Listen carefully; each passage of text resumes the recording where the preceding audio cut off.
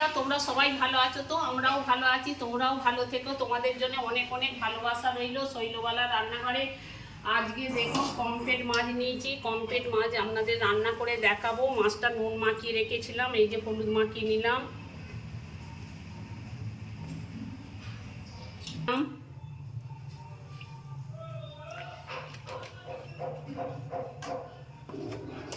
মাছটা আটকাবে না, একটু নুন দিয়ে দিলাম। তেল ছেটকাবে না, একটু হলুদ দিয়ে দিলাম।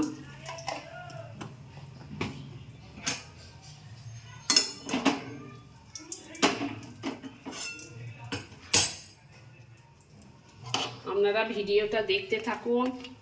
দেখুন কমপ্লেট মাছ নিয়ে আপনাদের রান্না করে দেখাবো।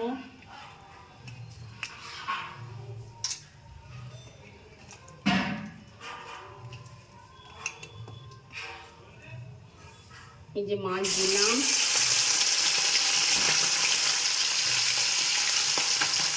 বন্ধুরা দেখুন মাছ ভেজে তুলে নিলাম।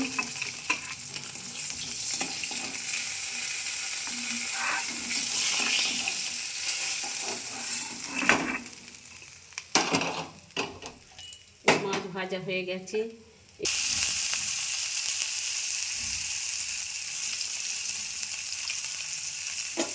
পেঁয়াজটা একটু লাল লাল করে ভেজে নেব।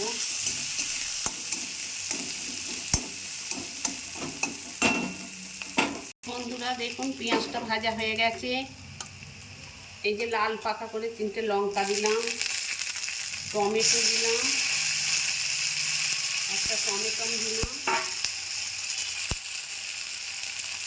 হাফ চামচ নুন দিলাম, 2 চামচ আদা বাটা দিলাম, 2 চামচ আদা বাটা, 1 চামচ রসুন বাটা, 1 চামচ রসুন বাটা দিলাম, 1 চামচ পেঁয়াজ বাটা দিলাম, আর জিরে গুঁড়ো 1 চামচ জিরে গুঁড়ো, 1 চামচ হলুদ গুঁড়ো, 1 চামচ লঙ্কা গুঁড়ো, সব দিয়ে একসঙ্গে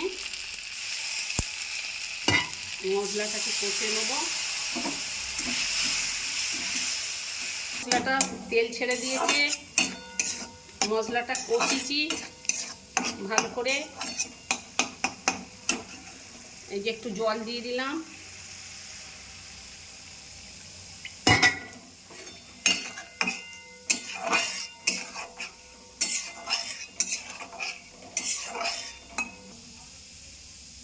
আপনারা এরকম একদিন মাছ রান্না করে খেয়ে দেখুন।